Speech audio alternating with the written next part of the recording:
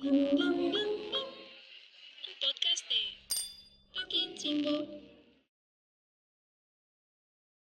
Ahora estamos aquí con Tía Barrenechea en su estudio La Droguería y vamos a hacer este segundo podcast.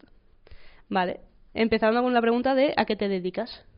Soy pintor, dibujante y con esas dos prácticas pues englobo colaboraciones, exposiciones, vendo en galerías de arte, pero me dedico a esto a tiempo completo. ¿Cómo empezaste a eso? Estudié 3 años de Bellas Artes, siempre me ha gustado dibujar. Tengo una tradición familiar con un bisabuelo pintor, fotógrafo, entonces como que lo llevo en la sangre. Y realmente yo creo que el punto de partida, igual un poco como ya de lanzarme a la piscina, yo creo que fue cuando hice mi primera exposición en el año 2000, justo antes de irme a Londres, y a partir de ahí pues ya varios años de compaginar el ganarme la vida y intentar pues hacer exposiciones, colaboraciones, etcétera. Vale. Y te vamos a hacer como una serie de preguntas y vamos a englobarlo en una grande y luego te vamos a hacer pequeñitas. Muy bien. Entonces vamos a empezar con cuáles son tus procesos creativos. ¿Qué haces cuando te enfrentas a un bloqueo creativo? A ver, he tenido múltiples a lo largo de mi vida y yo creo que hay algo que es muy importante, que es el normalizar que pueden aparecer bloqueos creativos. Quizás te pueda aparecer un bloqueo creativo durante el proceso de una obra en la que estás trabajando. Hay días en los que tienes menos inspiración. Ahí yo creo que es sano oxigenarse, el no tirarse piedras a uno mismo, a una misma para intentar acabar. Esto cuando está una obra ya empezada. Luego en mi vida profesional ha habido periodos de tiempo en los cuales igual pues he tenido otros trabajos, igual no he tenido tanto tiempo en los que he tenido un escenario tan apto para poder trabajar. Y ahí ha podido ir parejo con lo que es un bloqueo creativo. Yo lo que he aprendido con los muchos años, que he hecho las dos cosas, desde combinar otros trabajos con el arte o hacerlo únicamente, es el restarle un poco de importancia y el seguir alimentando un poco la mirada. Al final a mí me encanta dibujar, me encanta pintar, y cuando aparece un proceso en el cual pues igual no lo estoy haciendo, igual es que no tiene que ser. Tampoco te puedes dormir en los laureles. O sea, creo que es importante el marcarse objetivos, una cierta disciplina. Ahora que solo trabajo de esto, sí que tengo que organizar un poco mis objetivos y alimentar un poco mi motivación, ¿no? Que eso puede ser, pues bien sea por una exposición futura, un proyecto, o cuando las cosas no vienen a tu puerta, a tocarte la puerta, el pensar un poco, bueno, ¿qué puedo hacer con los medios que tienes? Y marcando cosas realistas también, ¿no? Vale. ¿Cuándo sabes que una obra está acabada? Yo en mi caso, como soy un artista que tampoco, dentro que casi siempre me manejo con el dibujo, la pintura, sí que es verdad que tengo algunas obras más figurativas, más que requieren más capas, más sesiones, que a veces parten de referencias fotográficas que he podido tomar yo de sitios que ya he visto, con las que tengo un vínculo, en los cuales pues pueden traer pues la disposición de todos los elementos, pero luego sobre todo yo creo que es cuando el color me encaja. No tiene por qué ser el color fiel a lo que es esa fotografía o ese sitio, sino un color que a mí hace pues que tenga una cierta emoción o lo que sea. Si estamos hablando de otro tipo de prácticas, como puede ser el dibujo, tengo dibujos mucho más espontáneos, más frescos, que son fruto un poco de la imaginación. En ese caso muchas veces son ejercicios muy rápidos, casi lo puedo hacer en una expresión, o sea, de un minuto, de menos. Precisamente está igual en la frescura de decir, dibujos acabados tengo muchos. Lo que pasa es que luego hago una selección y de muchos dibujos que hago hay muchos que considero que no tienen nada especial. No tienen frescura, tienen un gesto igual un poco torpe, igual tampoco están expresando nada excesivo, igual no he manejado un concepto que se me ha ido ocurriendo a medida que he ido haciendo el dibujo. Entonces en ese caso acabo muchos, pero luego es cuáles que he acabado merecen la pena el organizarlos en este cuerpo de trabajo que hace que no te diga, pues mira, este es mi cuerpo de trabajo, yo qué sé, más ilustrativo, más de dibujo.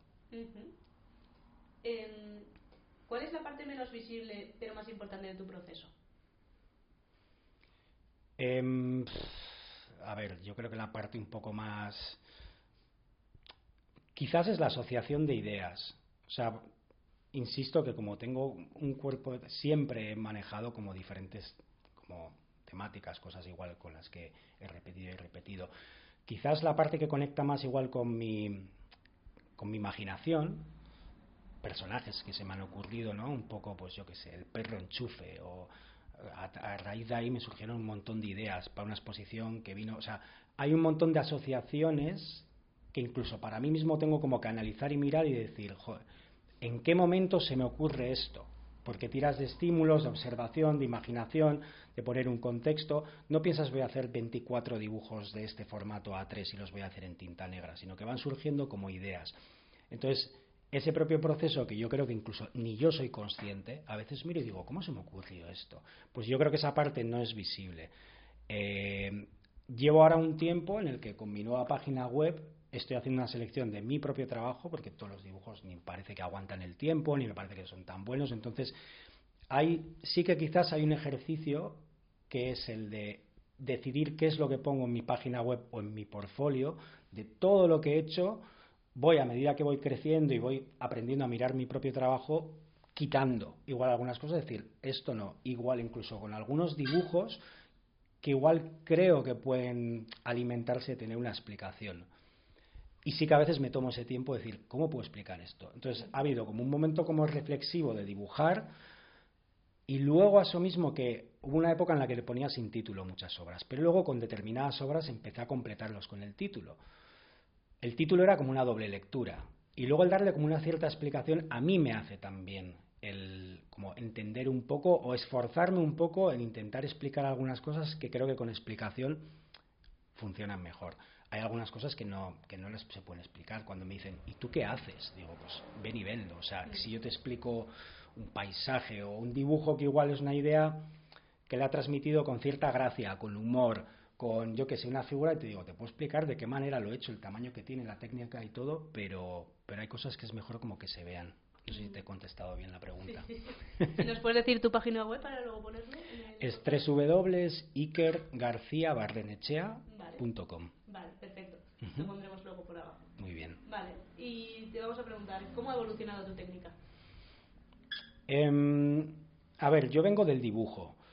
Luego conecto en Bellas Artes con la pintura. Empiezo con el óleo, trabajo un poco el acrílico. El momento en el que me voy a Londres me encuentro con un inconveniente. Ya no tengo el estudio que tenía en la facultad. Y eso ha sido como un poco una constante a lo largo de mi vida.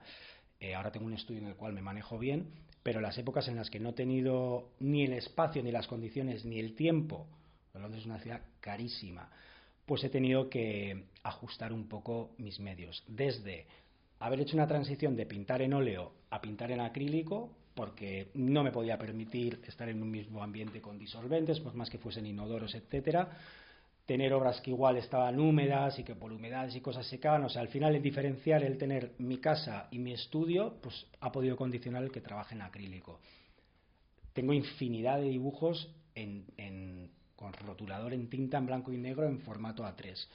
Eso me parecía un medio muy accesible, desde la parte económica hasta la parte como de ejecución, hasta la parte de guardarlo. Yo puedo tener, aquí tengo pues cientos de dibujos en carpetas que luego algunos los enmarco, no los enmarco. Bueno, por ahí por la parte del dibujo. Y quizás a nivel de... también hubo una época en ya que no tenía estudio, etcétera, y empecé a explorar accidentalmente el dibujar con el teléfono móvil. Entonces no tenía estudio, tenía un trabajo que no me daba excesivo tiempo y empecé a explorar con el teléfono móvil. Era el iPhone 5 en aquella época, que es una pantalla bastante pequeña. Empecé a salsear con la aplicación Notes, que es muy básica, que no tiene una resolución muy grande, y ahí mismo como que la limitación que tenía de medios y de espacio y tal dieron lugar a que, como pues al final una persona, si eres creativo, pues te dan esto y tiras por ahí, y apareció una paleta de color diferente, más eléctrica, más brillante, que me interesó y me gustó. Y luego por otro lado también aparecía como, al trabajar con el método básico que ya tenía la propia aplicación, que eran unos colores bastante opacos pero con cierta transparencia, podía como hacer ciertas veladuras de píxeles con una resolución no excelente, pero que luego me dio un registro, pues de la misma manera que la tinta en el papel se comporta de una manera, o el óleo de otra manera, o el spray de otra manera, pues en este caso lo digital me aportaba como un registro como diferente. Y lo exploré y luego pues lo incluí en un montón de cabezas imaginadas que hacía con el dedo, y luego de alguna manera esa gama de colores diferente a esa gama igual más orgánica que había trabajado pues con los paisajes urbanos de Londres, etcétera, sí que quizás alimentó un poco mi deseo de utilizar algunos colores un poco más flúor, etcétera, que tenían su origen en las pantallas digitales, que al final es un medio moderno. Yo cuando fui a Londres todavía teníamos teléfonos, pero para nada en lo que ahora, ¿no? Vale. Este es otro bloque y te vamos a preguntar, ¿qué dice tu arte sobre ti? Habla de mi imaginación, habla de los lugares en los que he estado, habla de mis fragilidades, de mis sueños, de mis colaboraciones, de mis proyectos. Al final, no sé, intento también que no sea como con el tiempo y a medida que se van amontonando, ¿no?, estas tantas cabezas que he hecho, tantos paisajes que he hecho, se ven también un poco pues las cosas con las que yo disfruto pintando, o mis obsesiones, o mis cosas que se repiten, etcétera. Vale. Esto es un poco más aparte. ¿Crees que el arte tiene responsabilidad social? Sí que creo que la tiene. Al final yo creo que el arte también como que tiene que nacer un poco o sea, creo que apunta un poco como a la luz, vamos a decir, por más empalagoso que pueda sonar esto, ¿no? Pero sí que creo que existe el arte que es muy fiel a su tiempo. Sí que hay artistas que quizás pues tienen un compromiso mucho más grande, mucho más notorio, ¿no? Pues no sé, te puedo decir pues el artista francés J.R. que saca todas estas fotografías, que las amplía y va a lugares pues como han podido ser Ucrania o guerras o las favelas en Brasil, y te hace unas instalaciones muy grandes que tienen un cometido social, y por medio de su arte está habiendo una interacción que me parece súper positiva. Yo lo envidio.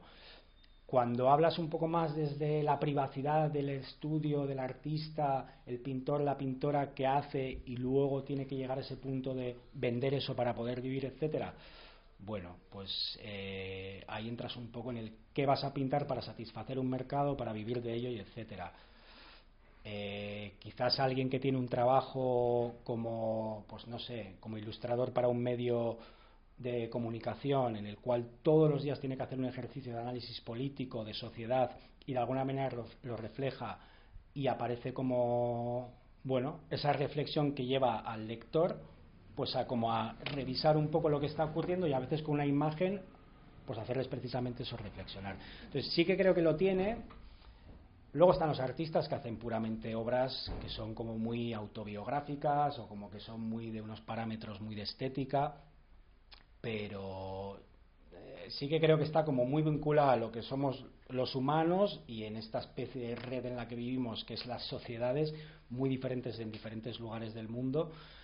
Y no sé, en tiempos convulsos, tiempos muy raros, tiempos de guerras, tiempos de no sé qué, pues yo creo que cuanto menos, desde luego, no es una pócima que vas a decir, no, es que ahora les vas a dar todos estos cuadros a toda esta gente que son unos, se puede decir, unos hijos de puta, y que están bombardeando todo, y se van a iluminar y van a decir, oye, qué bonito, es que ahora que ha despertado el arte en mí mi bondad, vamos a dejar de bombear y vamos a poner un museo aquí, ¿no? O sea, pero sí que creo que puede frenar a algunas personas. Desde luego activa la sensibilidad, muestra visiones muy particulares de las personas que lo han podido hacer, y puede tener pues un impacto silencioso pero muy grande de alguna manera en muchas personas. No se trata de llenar estadios con artistas que tienen muchos focos de repente y tienen muchos fans, sino que puede ser como un impacto mucho más más silencioso, pero de alguna manera mucho más, no sé cómo decirlo, quizás como más real, como más a los que te llegue un poco a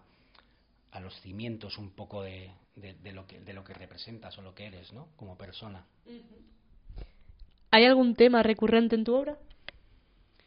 Pues tengo muchos lugares con los que he generado un vínculo, que al final yo lo veo como si fuesen ventanas a espacio y lugar, que por los motivos que sea me ha interesado el pintarlos. Normalmente he optado por sacar una fotografía, o sea, al final no dibujo cualquier sitio porque sea un lugar que me ha gustado inicialmente y en la foto quede guay, sino que he generado un vínculo y luego en ese proceso en el que estoy pintando ese lugar, en el que normalmente suelo eliminar un poco las figuras y se genera como una interacción como más real mía, y también deseo que la persona que lo vea pues sienta igual un poco eso, ¿no? Entonces, por un lado están los espacios y lugares, he explorado mucho la identidad también, a raíz de dibujar personas imaginadas. Hay una parte como muy de experimentación, porque me gusta el color, me gusta dibujar, me gusta pintar, entonces a veces desde lo digital hasta en acrílico, hasta con dibujos, ha sido algo que siempre me ha nacido el dibujar, y lo he intentado hacer de diferentes maneras. Entonces la cabeza creo que ocupa un lugar ahí también. Y luego la imaginación y todos esos dibujos un poco más, que los miro y casi que es un dossier de ideas que he podido tener. Algunas pueden ser un dibujo muy rápido de una cara, pero en otros igual he decidido incluir una palabra y que eso genere como un diálogo con el espectador, y que igual luego haya otra obra que también tiene una palabra. Entonces diferenciaría igual en espacios y lugares, en la identidad, y luego en ese mundo que normalmente lo he conectado más con un estilo más ilustrativo, más en blanco y negro, más honesto, más rápido, como más editorial, pues habría como esa parte, ¿no? Vale. Si podrías colaborar con cualquier artista vivo o muerto, ¿con cuál sería? ¿Y por qué? Pues a ver, aquí, pues con muchos, no sé, o sea, al final, algo que, algo que me gustó en Bellas Artes, si bien yo venía de dibujar, algo que me gustó mucho fue el tener a otras personas que estaban pintando cerca mío. Había gente que pintaba muy bien, había gente que pintaba peor, pero el ver cómo van haciendo ese proceso, que a veces dices, pues la obra final no me gusta, pero el proceso de la obra me ha gustado, ¿no? Es como muy entretenido, es como una animación en la cual, si tú estás pintando, quizás sabes lo que vas a hacer, pero cuando tienes a otra persona, desde luego, una vez que la has visto, la manera en la que pinta siempre, puedes intuir un poco, pero hay un componente bastante mágico que está guay. Entonces, dicho eso, hay muchos artistas que me gustan mucho. Pues no sé, mira, aunque no sea como la referencia de decir, es que ese es el artista que más me gusta, pero por ejemplo David Hockney, que no sé si tiene 83 años ahora, me encantaría compartir un poco la vitalidad que tiene él, porque con esta edad, o sea, ya es un tío que se pone a trabajar lo digital y te hace una obra súper viva, que está celebrando el color, la composición, y te hace unos paisajes de repente que son súper personales, y con una gama de colores que, si no supieses quién es David Hockney, igual la vincularías a alguien que está saliendo de Bellas Artes ahora, que está lleno de vida, etcétera. Entonces esa parte como que me interesa. Luego hay muchos artistas pues que me encanta como pintan, ¿no? Pero yo qué sé, pues con Gerhard Richter, por ejemplo, conocí su trabajo a través de un libro en Bellas Artes, aluciné ya con no sé qué edad, tenía una cantidad de obra gigante y me motivó un montón para ver cómo se puede trabajar en series gigantes con tamaños grandes, y te da esa cosa de decir, no te quedas estancado con una única obra, sino que puedes trabajar en un conjunto muy grande y trabajar un montón, ¿no? Incluso cambiar de repente y tener un registro muy diferente, las partes como hiper fotográfica, hacer unas cosas súper abstractas con un lenguaje casi que parece la interferencia un poco de las tecnologías de la tele, de la señal, pero llevado como al punto abstracto. Entonces, no sé, vivos también, pues podría ser, aquí hay un artista que me gusta mucho cómo trabaja el color, Sebas Velasco, y no sé, he tenido a gente con la que he podido compartir esto después de Bellas Artes, pues mi amiga Alessia Belino, que yo iba a su estudio, ya fue premio de dibujo de la Real Academia, y tenía unos dibujos a carbón en los que tenía una energía y un trazo y todo, que me encantaba verlos ahí. Dicho eso, me gustaría estar trabajando con ella conjuntamente, igual mirarle mientras lo hace, pero no sé, si la pregunta es trabajar como con alguien, pues quizás hay un artista que igual ve algo en mí que yo no estoy identificando y te lleva de repente a un sitio de una manera como muy que ni te das cuenta, y de repente te abre una manera de hacer que dices, hostia, qué guay esto, ¿no? Ahí lo dejo. ¿Qué es lo primero en que te fijas en una obra externa? A ver, hablando de pintura, yo creo que me llega mucho el color y la fuerza, y luego yo creo que no hay una receta concreta de decir, es que a mí, cuando hay una obra que tiene un fondo totalmente plano y hay una figura central, es que yo voy a mirar esas, o sea, no, puede ser desde abstracto a realismo, o sea, puede haber una gama bastante amplia de de obras, pero yo creo que la fuerza, el color me llega mucho y la emoción también. Yo creo que algo que suelo explicar a la gente, que yo lo hago con mis obras también, y el paso del tiempo, creo que te da una medida muy real de lo que funciona, si eso se puede decir o no. Hay obras que se te quedan un poco más planas. Hay obras que igual no te aguantan la mirada. Dices, o sea, si tú vas a una feria de arte, que hay demasiada obra, ¿no? O sea, puedes ver la obra de un artista que igual funciona muy bien en una exposición individual, pero de repente en una cosa que parece que estás en el IKEA, hay tantas cosas que cada obra necesita respirar un poco, ¿no? Entonces, se me ha ido santa al cielo, no sé por dónde iba a tirar. Bueno, ahí lo dejo. Si quieres dejarlo ahí, pues oye. ¿Cuál ha sido tu mayor obstáculo en tu carrera artística? Pues, a ver, el obstáculo mayor mío y la mayoría de los artistas suele ser el poder tener de una manera segura un espacio donde puedas estar trabajando a gusto, que tenga luz, que tengas el tiempo para poder dedicárselo a hacer eso sin tener el miedo a llegar al fin de mes y a que igual las galerías con las que trabajas no hayan vendido, etcétera. Entonces yo creo que los espacios, he tenido muchísimos espacios, he convertido una fábrica en vivienda en Londres, he tenido una galería de arte, he tenido un estudio en Barcelona, he tenido ya 3 estudios en Donosti. El espacio. Siempre hay esa necesidad, que yo creo que esto nos lo decían en Bellas Artes, de aprovechad que tenéis ahora estudio porque luego que ya no lo tienes, hay que pagarlo y hay que tenerlo, etcétera. Entonces yo creo que el espacio y esa tranquilidad, ¿no? Hace unos años me llevaron a una residencia artística en Dinamarca por invitación, fui 1 mes y medio, fui con todo pagado y fue una maravilla, pero eso no suele ser lo normal. Ahí me habían pagado todo, tenía un estudio maravilloso con unas ventanas enormes, con una luz natural preciosa, tenía un taller donde podía coger maderas, podía experimentar con el lugar, hice una instalación muy diferente a nada que había hecho hasta entonces y me pude permitir lanzarme a esa piscina porque me estaban dando los medios. Muchas veces los medios, y entonces le estás dando muchas vueltas a hacer esto, lo otro, y luego sí que te marcan las fechas, pues oye, ahora por ejemplo en 2027 tengo una exposición individual en Aquarium, tengo tiempo, y entre medio voy a hacer muchas otras cosas, pero quizás sí, esa combinación de espacio y que la economía funcione bien para poder comprar muchos materiales, que no te falten tus colores, que no te falte tu rollo de papel, que lo puedas combinar con oxigenarte y de repente decir, pues ahora me voy a ir de vacaciones a no sé dónde. O sea, al final, ese concepto del struggling artist, del artista como que está ahí, como que no llega, pues yo creo que está bastante extendido. Y bueno, pues oye, pero al final, si no, pues tampoco sería la persona que soy, no sé cómo decirte. Sí. Y por último, ¿qué dirías a tu yo del pasado? Pues que paciencia, que motivación, quizás, pues con cosas que a veces miro para atrás y digo, ojo, esto igual podría haber hecho diferente. Pues he tenido alguna experiencia no tan positiva en el arte, pues con alguna galería con la que trabajé muy al principio, con la que yo pues partía de una inocencia pues más propia de mi edad entonces, y pues bueno, pues al final alguna experiencia desagradable en que ha desaparecido obras y no había una parte contractual. Eso por un lado. Luego cuando decidí fundar Viner Studio en Londres, que la tuve 5 años, que era como mi espacio, pero trabajé con un equipo que fue creciendo y yo no tenía ninguna experiencia ni en dirigir a nadie ni en llevar una galería de arte, que tampoco era una galería de arte, era como una cosa, como un híbrido, ¿no?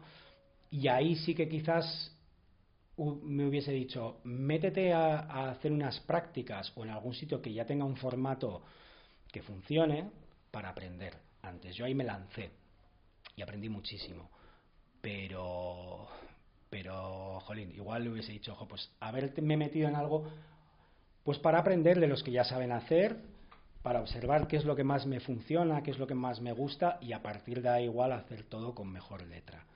Igual esa parte, pero el resto pues no me arrepiento de nada de lo que he hecho al final. O sea, he trabajado mucho para conseguir mi sueño, que al final es el sueño de decir, pues ¿qué quieres hacer? Pues dibujar y pintar y tener proyectos que me motiven, que sea domingo y decir, pues me voy a currar y no me da ninguna pereza y por medio del arte también, ahora aquí también, pero sobre todo en Londres, pues han sido casi 20 años que he vivido ahí.